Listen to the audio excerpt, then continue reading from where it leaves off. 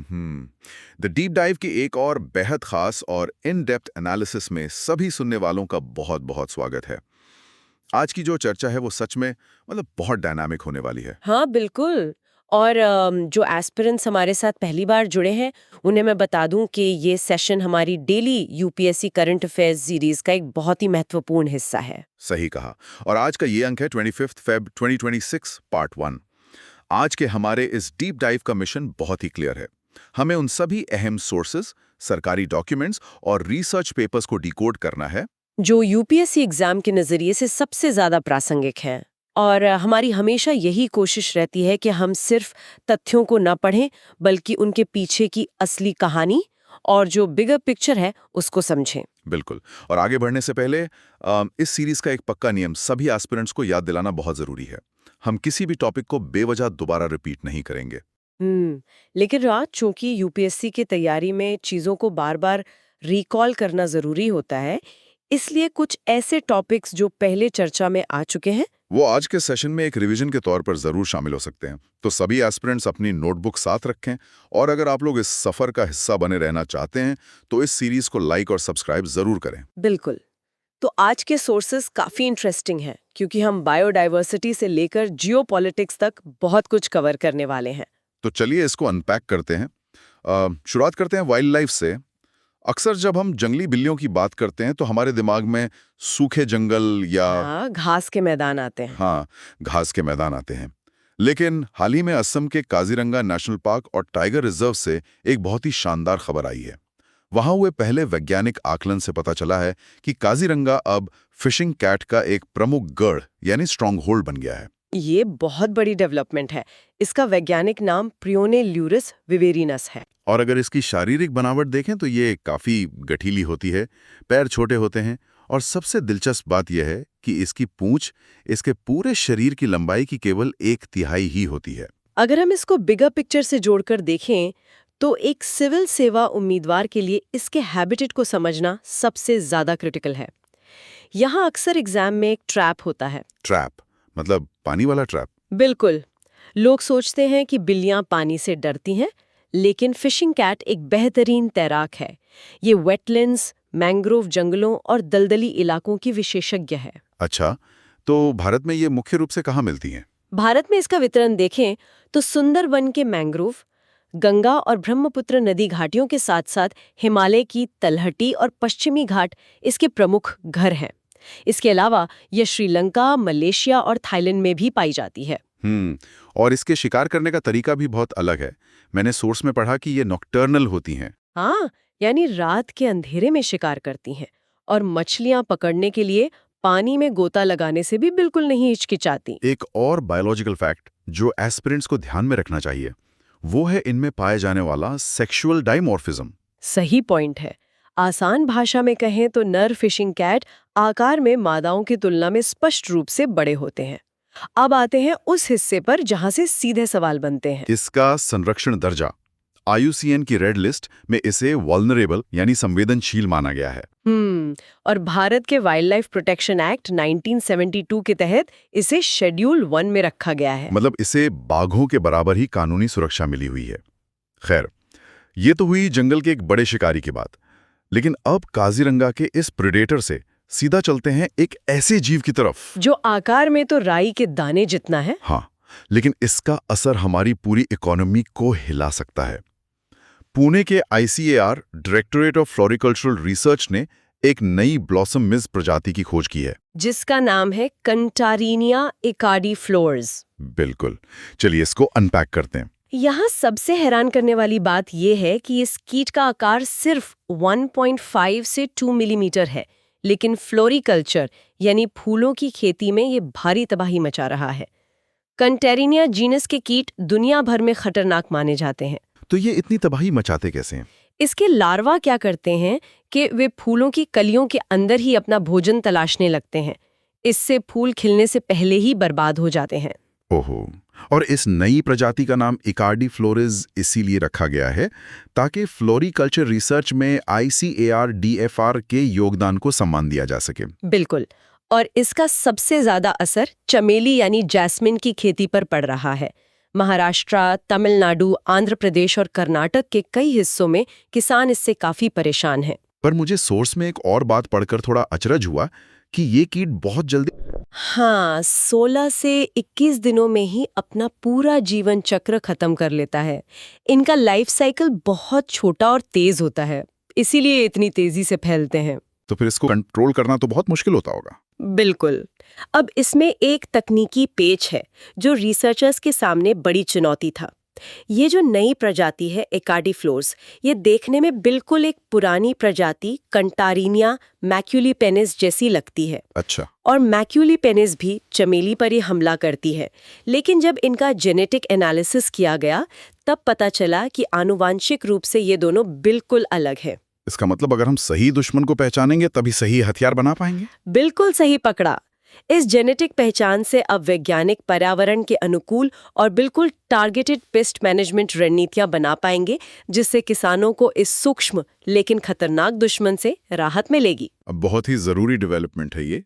खेती और प्रकृति की इन चुनौतियों से बाहर निकलकर अगर हम इंसानी सेहत की बात करें तो वहाँ विज्ञान कुछ ऐसे चमत्कार कर रहा है जो किसी साइंस फिक्शन जैसे लगते हैं। हाँ, जिम्बाब्वे वाली खबर। बिल्कुल। जिम्बाब्वे में HIV की रोकथाम के लिए लेनाकापावीर नाम की एक नई दवा शुरू की गई है।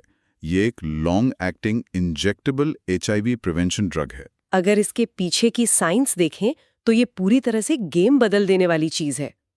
HIV से बचने के लिए अभी तक ओरल प्री एक्सपोजर प्रोफिलैक्सिस यानी प्रेप का इस्तेमाल होता था, जिसमें व्यक्ति को हर दिन एक गोली खानी पड़ती थी। और अब आप ही सोचिए, हर दिन बिना भूले गोली खाना कितना मुश्किल काम है। लेनाकापावीर ने इस पूरी प्रक्रिया को बदल दिया है। ये साल में केवल 2 बार यानी हर 6 महीने में एक इंजेक्शन के रूप में दी जाती है। और सोर्स बता रहा है कि ये 99.9% तक प्रभावी है। ये आंकड़ा तो सच में चमत्कारिक है। इसे गिलिड साइंसेज ने ये जो टू गो ब्रांड के तहत बनाया है। लेकिन एक सवाल जो शायद कई एस्पिरेंट्स के दिमाग में आ रहा होगा कि ये कैप्सिड इनहिबिटर क्या होता है? आसान भाषा में ये दवा काम कैसे करती है? बहुत ही लाजवाब सवाल है। इसे ऐसे समझते हैं, मान लीजिए HIV वायरस एक फोटोकॉपी मशीन है जो शरीर के अंदर अपनी करोड़ों कॉपियां बनाना चाहता है। ठीक है। अब इस मशीन को चलाने के लिए जो पावर प्लग है उसे विज्ञान की भाषा में कैप्सिड कहते हैं। ये वायरस का बाहरी प्रोटीन शेल होता है। ओहो, तो दवा उस प्लग को ही निकाल देती है? बिल्कुल। लेनाकापावीर दवा सीधे जाकर उस प्लग को ही निकाल देती है। जब कैप्सिड ही ब्लॉक हो गया तो वायरस अपनी नकल नहीं बना पाता और शरीर में फैलने से रुक जाता है। क्या बात है। इस एनालॉजी से तो ये कॉन्सेप्ट हमेशा के लिए एस्पिरेंट्स के दिमाग में छुप जाएगा। लेकिन दवाइयों और जीवन रक्षक विज्ञान की सकारात्मक खबर के बीच एक बहुत ही गंभीर अलर्ट भी है। हाँ, जो केरल से खबर आई है। जी, हाल ही में केरल के विजिंजम में सी फूड खाने से कुछ लोग गंभीर रूप से फूड पॉइजनिंग का शिकार हो गए और इसके पीछे का कारण एक बेहद खतरनाक समुद्री न्यूरोटॉक्सिन पाया गया है, टेट्रोडोटॉक्सिन, जिसे शॉर्ट में TTX कहते हैं। ये सच में बहुत खतरनाक स्थिति है। टेट्रोडोटॉक्सिन एक रंगीन और क्रिस्टलीय कार्बनिक पदार्थ है। इसका रासायनिक सूत्र C11H17N3O8 है और ये 220 डिग्री सेल्सियस के ऊपर काला पड़ जाता है। प्राकृतिक रूप से ये टेट्राओडोंटिडी परिवार की मछलियों में मिलता है। मुख्य रूप से पफर फिश और पॉर्क्यूपाइन फिश की त्वचा, आंतों और लिवर में ये जहर भारी मात्रा में होता है। तो अगर इन मछलियों को ठीक से साफ करके या सही तरीके से पकाकर न खाया जाए तो ये जहर सीधे शरीर में चला जाता है। लेकिन ये शरीर के अंदर जाकर करता क्या है? ये सीधे हमारे नर्वस सिस्टम पर हमला करता है। हमारे तंत्रिकाओं से मांसपेशियों तक जो सिग्नल्स जाते हैं, TTX उन रास्तों को बीच में ही ब्लॉक कर देता है। बाप रे। इसके परिणाम स्वरूप शरीर की मांसपेशियों में तेजी से लकवा मारने लगता है। इसकी विषाक्तता का अंदाजा इसी बात से लगाइए कि यह सोडियम साइनाइड से 1000 गुना अधिक जहरीला है। 1000 गुना अधिक? अगर ये इतना ज्यादा खतरनाक है तो क्या इसका कोई एंटीडोट यानी तोड़ है? या फिर क्या इस जहर का कोई मेडिकल उपयोग भी हो सकता है, जैसे कुछ सांपों के जहर से दवाइयां बनती हैं? दुर्भाग्य से आज की तारीख तक TTX का कोई ज्ञात एंटीडोट नहीं है। अगर फूड पॉइजनिंग हो जाए तो अस्पताल में सिर्फ सपोर्टिव केयर ही दी जा सकती है। और मेडिकल उपयोग? जहां तक मेडिकल इस्तेमाल की बात है तो वैज्ञानिक इसके बहुत ही माइक्रोडोज का उपयोग गंभीर नसों के दर्द के लिए पेन किलर बनाने में टेस्ट कर रहे हैं, लेकिन यह अभी अत्यधिक प्रायोगिक चरण में है। तो सी फूड खाते समय ये ध्यान रखना बहुत जरूरी है कि वो कहाँ से आ रहा है और कौन सी मछली परोसी जा रही है। खैर, समुद्र और समुद्री सीमाओं की बात हो ही रही है, तो चलिए एक ऐसे देश की बात करते हैं जिसकी पूरी राजनीति और भूगोल ही समंदर के इर्द गिर्द घूमता है। क्यूबा। बिल्कुल, क्यूबा। हाल ही की खबर है कि अमेरिकी दबाव के चलते वेनेजुएला क्यूबा से अपने सुरक्षा सलाहकारों और डॉक्टरों को वापस बुला रहा है। इस जियोपॉलिटिकल घटनाक्रम को अगर हम एक यूपीएससी एस्पिरेंट के नजरिए से देखें तो हमें राजनीति से ज्यादा क्यूबा की भौगोलिक स्थिति पर फोकस करना चाहिए। सही कहा। मैप पर क्यूबा की स्थिति बहुत स्ट्रेटेजिक है। ये उत्तर पश्चिमी कैरेबियन में स्थित सबसे बड़ा द्वीप देश है, जहां अटलांटिक महासागर, कैरेबियन सागर और मेक्सिको की खाड़ी आपस में मिलते हैं। और अगर इसकी सीमाओं को देखें तो ये America, Haiti, Honduras, Bahamas, Jamaica और मेक्सिको के साथ समुद्री सीमाएं साझा करता है। इसकी राजधानी हवाना है। एस्पिरेंट्स को इसके फिजिकल फीचर्स जरूर नोट करने चाहिए। बिल्कुल। भूगोल के लिहाज से यहाँ की सिएरा मेस्ट्रा पर्वत श्रृंखला बहुत अहम है। इसी तरह देश की सबसे लंबी नदी काटो है। और क्या यहाँ कोई खास प्राकृतिक संसाधन भी हैं? हाँ, अगर प्राकृतिक संसाधनों की बात करें तो क्यूबा सिर्फ सिगार या चीनी तक सीमित नहीं है। यहाँ निकल, कोबाल्ट और पेट्रोलियम के बड़े भंडार मौजूद हैं, जो इसे वैश्विक व्यापार के लिए एक महत्वपूर्ण जगह बनाते हैं। कैरेबियन सागर की इस गर्मी और भू राजनीतिक उथल-पुथल से निकलकर अब चलते हैं साइबेरिया की जमा देने वाली ठंड में। लेक बैकाल की दुखद घटना। जी, रूस की लेक बैकाल में एक बहुत ही दुखद हादसा हुआ है, जहां बर्फ टूटने से एक टूर बस पानी में गिर गई और चीनी पर्यटकों की जान चली गई। ये मानवीय त्रासदी तो है ही, लेकिन लेक बैकाल अपने आप में पृथ्वी का एक अजूबा है जिस पर अक्सर सवाल पूछे जाते हैं। लेक बैकाल पूर्वी साइबेरिया के दक्षिणी भाग में मंगोलिया की सीमा के ठीक ऊपर स्थित है। यह पृथ्वी की सबसे पुरानी ताजे पानी की झील है। वैज्ञानिकों के अनुसार यह 2 से 2.5 करोड़ साल पुरानी है। और यहाँ एक बड़ा यूपीएससी ट्रैप आता है। कैसा ट्रैप? अगर क्षेत्रफल यानी एरिया की बात करें तो लेक सुपीरियर सबसे बड़ी है, लेकिन अगर हम वॉल्यूम यानी आयतन की बात करें तो दुनिया की सतह का लगभग 20% ताजा पानी सिर्फ इसी एक झील में मौजूद है। ये दुनिया की सबसे बड़ी ताजे पानी की झील है। लेकिन ऐसा क्यों? ये इतना पानी कैसे होल्ड करती है? यही तो इसकी खासियत है। इसके पीछे इसका भूविज्ञान है। लेक बैकाल दुनिया की सबसे गहरी झील है, जिसकी अधिकतम गहराई 1642 मीटर है। ये एक महाद्वीपीय दरार यानी कॉन्टिनेंटल रिफ्ट में स्थित है। आसान भाषा में कहें तो यहाँ धरती की क्रस्ट फट रही है और एक गहरी खाई बन गई है। बिल्कुल। इसमें लगभग 330 नदियां अपना पानी गिराती हैं, जैसे बारगुजिन और सेलेंगा। लेकिन मजे की बात देखिए, इतनी सारी नदियों का पानी अंदर आता है, लेकिन बाहर केवल एक ही नदी निकलती है, और वो है अंगारा नदी। ये फैक्ट तो सच में बहुत दिलचस्प है। और इस झील के पूर्वी हिस्से में जो स्थानीय लोग रहते हैं उन्हें बुर्यात कहा जाता है, जो तिब्बती बौद्ध धर्म को मानते हैं। और इसके अनोखे इकोसिस्टम के कारण ही इसे 1996 में यूनेस्को साइट का दर्जा मिला था, और इसे रूस का गैलापागोस भी कहा जाता है। और प्रकृति के नजूमों को बचाने की बात तो हम करते ही हैं, लेकिन हमारे पूर्वजों ने पीढ़ियों से जो ज्ञान सहेजा है उसे बचाना भी उतना ही जरूरी है। यही हमें हमारे अगले टॉपिक की तरफ ले जाता है, ट्रेडिशनल नॉलेज डिजिटल लाइब्रेरी यानी टीकेडीएल। बहुत ही महत्वपूर्ण इनिशिएटिव है यह। हाल ही में भारत के CSIR और ब्राजील के राष्ट्रीय औद्योगिक संपत्ति संस्थान यानी INPI के बीच टीकेडीएल के एक्सेस को लेकर एक बड़ा समझौता हुआ है। तो इन सबका आखिर मतलब क्या है? क्या ये सिर्फ एक वेबसाइट या डिजिटल कैटलॉग है? नहीं, इसे सिर्फ एक डेटाबेस समझना बहुत बड़ी भूल होगी। दशकों से पश्चिमी देश हमारे हल्दी, नीम और बासमती जैसे पारंपरिक ज्ञान का पेटेंट कराकर मुनाफा कमाने की कोशिश करते रहे हैं, जिसे बायोपायरेसी कहते हैं। 2001 में CSIR और आयुष मंत्रालय ने मिलकर TJDL की शुरुआत की। ये बायोपायरेसी के खिलाफ भारत का एक कूटनीतिक और डिजिटल हथियार है। इसका सीधा उद्देश्य है भारतीय पारंपरिक ज्ञान पर दिए जाने वाले गलत पेटेंट को रोकना। और इसमें डेटा भी कोई छोटा मोटा नहीं है। आयुर्वेद, यूनानी, सिद्ध, सुवारिकपा और योग से जुड़े 5.2 लाख से अधिक फॉर्मुलेशंस इसमें शामिल हैं। बिल्कुल। लेकिन अगर ये डेटाबेस सिर्फ हिंदी या संस्कृत में होता तो क्या विदेशी पेटेंट ऑफिस इसे समझ पाते? यहीं पर इसका असली मास्टर स्ट्रोक है। इस पूरे ज्ञान को आधुनिक वैज्ञानिक शब्दावली के साथ जोड़ा गया है और इसे 5 अंतर्राष्ट्रीय भाषाओं में ट्रांसलेट किया गया है। वो भाषाएं कौन सी हैं? अंग्रेजी, जर्मन, फ्रेंच, जापानी और स्पेनिश। दुनिया भर के पेटेंट ऑफिस को नॉन डिस्क्लोजर एग्रीमेंट के तहत इसका एक्सेस दिया जाता है ताकि वे पेटेंट देने से पहले चेक कर सकें कि ये ज्ञान तो भारत के पास पहले से है। और ब्राजील के जोड़ने से अब दुनिया भर के 18 पेटेंट ऑफिस को ये एक्सेस मिल गया है। ये तो सच में हमारी ज्ञान विरासत की एक बहुत बड़ी रक्षा प्रणाली है। बिल्कुल। अब पारंपरिक ज्ञान से एक छलांग लगाते हैं भविष्य की ऊर्जा की तरफ, यानी सोलर पावर। पीएम सूर्य घर मुफ्त बिजली योजना ने हाल ही में एक बहुत बड़ा माइलस्टोन छुआ है। 30 लाख घरों ने रूफटॉप सोलर सिस्टम लगाए जा चुके हैं। 2024 में लॉन्च हुई इस योजना का इम्पैक्ट बहुत तेजी से दिख रहा है, लेकिन एस्पिरेंट्स को इसके सब्सिडी स्ट्रक्चर पर बहुत बारीकी से ध्यान देना चाहिए क्योंकि एग्जाम में यही फंसाया जाता है। तो सब्सिडी स्ट्रक्चर कैसा है इसका? इसमें 2 किलोवाट तक के सोलर सिस्टम पर 60% सब्सिडी है और 2 से 3 किलोवाट के बीच की क्षमता पर 40% अतिरिक्त सब्सिडी मिलती है। यहीं पर एस्पिरेंट्स को एक बात का खास ध्यान रखना चाहिए। एग्जाम में अक्सर स्टेटमेंट आता है कि ये योजना 5 किलोवाट तक लागू है, लेकिन सोर्स स्पष्ट करता है कि सब्सिडी की मैक्सिमम लिमिट 3 किलोवाट ही है। इसके ऊपर कोई सब्सिडी नहीं मिलेगी। एकदम सही।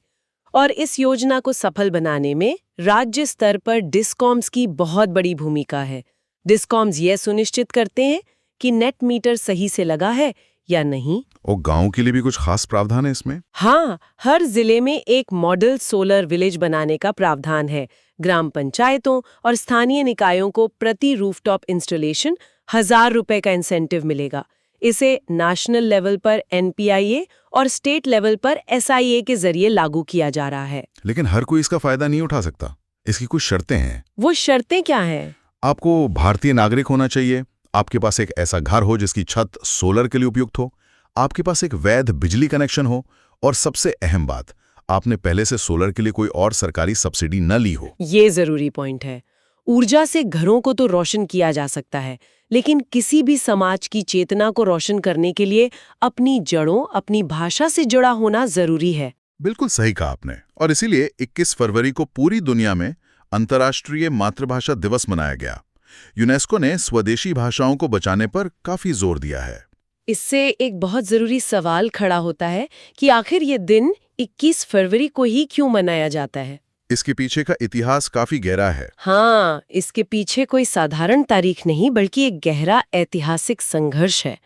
1952 में, जो उस समय पूर्वी पाकिस्तान था और आज का बांग्लादेश है, वहाँ के छात्रों ने अपनी मातृभाषा बंगाली की मान्यता के लिए अपनी जान की आहुति दी थी, जिसे बंगाली भाषा आंदोलन कहते हैं। बिल्कुल। इस आंदोलन के सम्मान में ही बांग्लादेश ने इस दिन को मनाने का प्रस्ताव रखा, जिसे 1999 में यूनेस्को ने स्वीकार कर लिया। आज की तारीख में ये जानना बहुत जरूरी है क्योंकि दुनिया के लगभग 6000 से 7000 भाषाओं में से 40% भाषाएं विलुप्त होने की कगार पर हैं, जो कि बहुत ही चिंताजनक आंकड़ा है। 2026 के लिए इस दिवस की थीम रखी गई है youth voices on multilingual education, ताकि नई पीढ़ी अपनी भाषाओं को आगे बढ़ाए। संस्कृति और इतिहास की इस चर्चा को थोड़ा ग्लोबल लेवल पर ले चलते हैं। दुनिया भर में समय को मापने के अलग अलग तरीके हैं। हाल ही में मॉस्को में पांडा थीम के साथ लूनर न्यू ईयर बहुत भव्य तरीके से मनाया गया। पश्चिम में इसे लोग अक्सर चीनी नववर्ष कहते हैं, लेकिन इसका विज्ञान काफी दिलचस्प है। ये एक लूनी सोलर कैलेंडर पर आधारित है। इसे समझना बहुत आसान है। जैसे हमारे साधारण सौर कैलेंडर में लीप ईयर होता है, जिसमें हम एक दिन जोड़ देते हैं ताकि वो सूरज के चक्कर के साथ सिंक में रहे। लूनी सोलर कैलेंडर मुख्य रूप से चंद्रमा के चक्र पर चलता है। लेकिन 12 चंद्र चक्र एक पूरे सौर वर्ष को कवर नहीं कर पाते। बिल्कुल। इसलिए चंद्र और सौर वर्ष का तालमेल बैठाने के लिए इसमें समय समय पर एक पूरा अतिरिक्त महीना ही जोड़ दिया जाता है। यही वजह है कि लूनर न्यू ईयर की तारीख हर साल बदलती है। 2026 में ये 17 फरवरी को मनाया गया। एशिया में इसे अलग अलग नामों से जाना जाता है। चीन में इसे स्प्रिंग फेस्टिवल कहते हैं, कोरिया में सोलल, वियतनाम में टेट और तिब्बत में लोसार कहा जाता है। और इसमें 12 जानवरों वाला राशि चक्र भी होता है, जैसे चूहे से लेकर सूअर तक अलग अलग जानवर होते हैं। ये हमारी दुनिया की डाइवर्सिटी का एक बहुत ही खूबसूरत उदाहरण है। तो इसी के साथ हमने आज के अपने सभी सोर्सेज को डिकोड कर लिया है। अगर हम आज की इस पूरी चर्चा का निष्कर्ष निकालें तो हम देखते हैं कि काजीरंगा के वेटलैंड से लेकर साइबेरिया की लेक बेकाल तक और नई HIV दवा से लेकर सदियों पुराने पारंपरिक ज्ञान के डिजिटल संरक्षण तक सब कुछ आपस में जुड़ा हुआ है। और यूपीएससी की तैयारी भी इसी ब्रॉड अंडरस्टैंडिंग की मांग करती है। बिल्कुल। और जाते जाते सुनने वालों के लिए मैं एक गहरा विचार छोड़ना चाहूंगी जो शायद किताबों में सीधे तौर पर न मिले। जरूर। कि उस शिखर पर हैं जहां लेना कापावीर जैसी तकनीक से हम HIV जैसी बीमारियों को 99.9% तक रोक रहे हैं। हम प्रकृति के नियमों को अपने हिसाब से मोड़ रहे हैं, लेकिन दूसरी तरफ वही प्रकृति हमें याद दिलाती है कि एक महज 1.5 से 2 मिलीमीटर का छोटा सा कीट कंटानिया एकार्डिफ्लोरस पूरी कृषि अर्थव्यवस्था को हिला सकता है। मानव नवाचार और पारिस्थितिकी संतुलन के बीच की ये दौड़ आखिर हमें कहाँ ले जा रही है, इस पर सभी एस्पिरेंट्स को जरूर विचार करना चाहिए। ये सवाल वाकई में विद्यार्थियों के सोचने के दायरे को बहुत बढ़ा देगा। तो इसी विचार के साथ हम आज के इस डीप डाइव को यहीं समाप्त करते हैं। सभी सुनने वालों को याद दिला दूं, ये हमारा 25 फेब 2026 पार्ट 1 का अंक था। मुझे यकीन है कि आज की ये इन डेप्थ एनालिसिस आपकी तैयारी में बहुत मददगार साबित होगी। इस सफर में हमारे साथ जुड़े रहने के लिए इस सीरीज को लाइक और सब्सक्राइब जरूर करें। पढ़ते रहिए, चीजों को एनालाइज करते रहिए। हम मिलेंगे आपसे अगले डीप डाइव में। तब तक के लिए नमस्कार।